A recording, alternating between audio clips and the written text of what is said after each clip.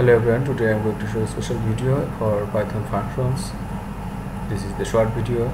In function, normally we see that in Python function or any kinds of languages function is the function names and use bracket, and also inside the bracket use some arguments and some references value or other things.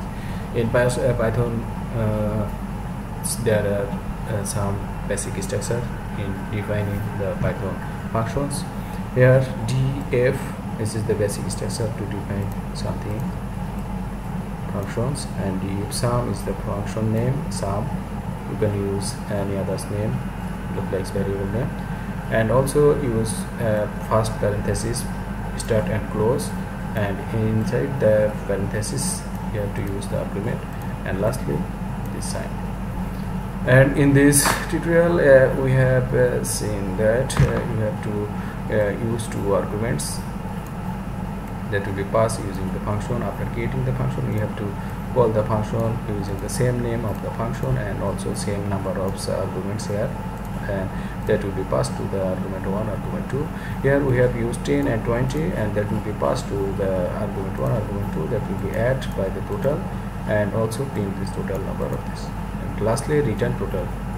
If you return anything others, that will return that. So after this, it will print the total number. Okay, and this total number it will be confirmed here.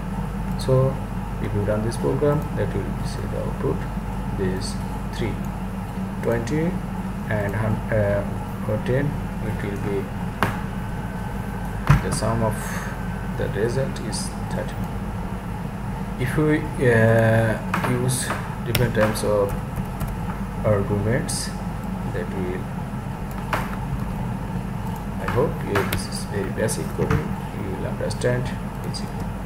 So argument 3 here, and run this code, and also add this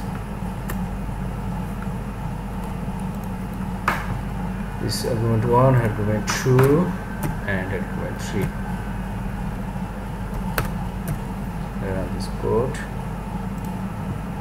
Run this code and it will get 133.